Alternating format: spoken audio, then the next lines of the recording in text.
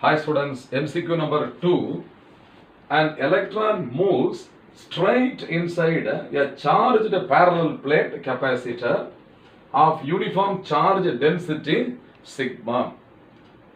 Charge density நம்ம charge per unit area படிச்சிருக்கோம் இல்லையா? Okay, அதான் இது sigma. The time taken by the electron to cross the parallel plate capacitor when the plates of the capacitor are kept under constant magnetic field of induction V is to be determined. ரொம்ப இன்ட்ரெஸ்டிங்கான சம்ப்பா இது competitive exam question வேற. இந்த படத்தை நம்ம வந்து கொடுத்திருக்காங்க. ஓகேவா? இதுல வந்து இப்போ இதுதான் எலக்ட்ரான். இந்த பாத்தீங்களா இங்க ஒரு E எலக்ட்ரான் இருக்கு, இதுதான் E. இந்த எலக்ட்ரான் வந்து perpendicular to the electric field entry ஆகுது. So between the parallel plate capacitor there is an electric field E in the downward direction. நம்ம படிச்சிருக்கோம் இல்லையா, electric field lines start from the positive and terminate in the negative. So இதுதான் downward. அதே மாதிரி இங்க magnetic field B கொடுத்திருக்காங்க பாருங்க, இங்க பாருங்க magnetic field B இருக்கா, இதோட டைரக்ஷன் x ன்னு கொடுத்திருக்காங்க. இப்போதான பார்த்தோம் நம்ம இன்வர்ட்.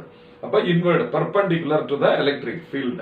புரியுதா? அப்ப எலக்ட்ரிக் ஃபீல்டும் மேக்னெட்டிக் ஃபீல்டும் பெர்பெண்டிகுலரா இருக்கு, அதுக்கு பெர்பெண்டிகுலரா எலக்ட்ரான் வந்து மூவ் ஆகுது. புரியுதா? அப்ப இதுல வந்து பாத்தீங்கன்னாக்க at equilibrium position there are two forces experienced by the electron. ஒன்னு எலக்ட்ரிக்கல் ஃபோர்ஸ், இன்னொன்னு மேக்னெட்டிக் லாரன்ஸ் ஃபோர்ஸ். இது ரெண்டும் பேலன்ஸ்டா இருக்குது. இப்போ அதுல இருந்து தான் நம்ம ப்ராப்ளம் ஸ்டார்ட் பண்ண போறோம். அப்போ ஃபர்ஸ்ட் வந்து the electric force இருக்குல்ல, charge of the electron into electric field is equal to the magnetic Lorentz force B into E into V. V ங்கிறது என்ன? velocity. இப்போ for example the distance it is traveling inside the electric field is taken as L ன்னு வச்சுக்கோங்க. L இந்த distance வந்து L, diameter of the circular plate, அந்த length தான் அந்த electric field குள்ள and magnetic field குள்ள travel பண்ண போகுது. அப்போ இது L divided by time taken, that is equal to V. புரியுதா?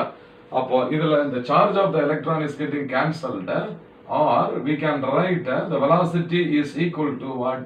E by B. இது ஒரு ஸ்டெப்.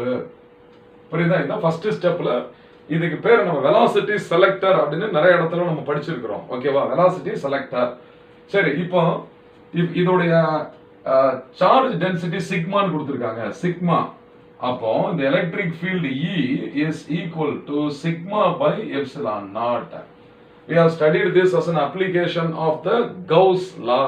ஞாபகம் இருக்கா? ரெண்டு infinitely long parallel plates, அதுக்கு நடுவுல உள்ள எலக்ட்ரிக் ஃபீல்ட் வந்து நம்ம படிச்சிருக்கிறோம் இல்லையா, sigma by epsilon naught. So அதுதான் இங்க E க்கு நான் சப்ஸ்டிடியூட் பண்ண போறேன். Therefore what is velocity? V is now equal to E க்கு பதிலா இப்ப நம்ம என்ன போட போறோம்? sigma by epsilon naught. அப்ப sigma divided by epsilon naught into B அப்படின்னு வந்துருது. ஸோ இது செகண்ட் ஸ்டெப். இதை நான் ஃபர்ஸ்ட் ஈக்குவேஷனா எடுத்துக்கிறேன். இதுதான் எனக்கு தேவையான first equation. So I'm numbering it as equation 1. புரியுதா? இப்போ நம்ம மெக்கானிக்ஸ் கைனமேட்டிக்ஸ்ல என்ன படிச்சிருக்கிறோம்? the magnitude of the velocity is equal to the distance traveled divided by time. What distance it is traveling inside the electric and magnetic field is equal to the length L. Okay, அப்போ L is equal to, okay, L is equal to, so this is L is equal to V into T. Okay, V into T நம்மளுக்கு தேவை T, அதனால T is equal to L by V னே டைரக்டா போட்டுறலாம். நம்ம T is equal to L by V னே டைரக்டாவே போட்டுறலாம். இப்போ இந்த ஈக்குவேஷன்ல V க்கு பதிலா நம்ம இத சப்ஸ்டிடியூட் பண்ணனும், அவ்வளவுதான். அதெல்லாம் ஆன்சர் வந்துரும். அப்போ T is now equal to L divided by V க்கு பதிலா நான் என்ன பண்றேன்? Sigma by, okay, sigma divided by epsilon naught into B. அப்ப இந்த ரெண்டு டேர்ம், இந்த denominator term B epsilon naught வந்து மேல வந்துரும். புரியுதா? மேல வரும்போது R T is now equal to, இந்த எப்சிலான் மேல வரும், அப்ப epsilon naught into B into L divided by sigma. ஓகேவா? அப்ப பாத்தீங்கன்னா option D epsilon naught L into B by sigma. இது epsilon naught B into L by sigma. Both are one and the same. Okay, so I will write as given in the option itself. So T is equal to epsilon naught L B divided by sigma. So இதுதான் நமக்கு தேவையான answer. அப்போ therefore which option is correct அப்படின்னு பார்த்தீங்கன்னாக்கா option D is the correct answer. அப்போ இந்த some செய்யறதுக்கு நம்மளுக்கு தேவையான கான்செப்ட் என்ன? ஃபர்ஸ்ட் வந்து velocity selector is equal to ratio of the magnitude of the electric field to that of the magnetic field. இதுல இருந்து வரணும்.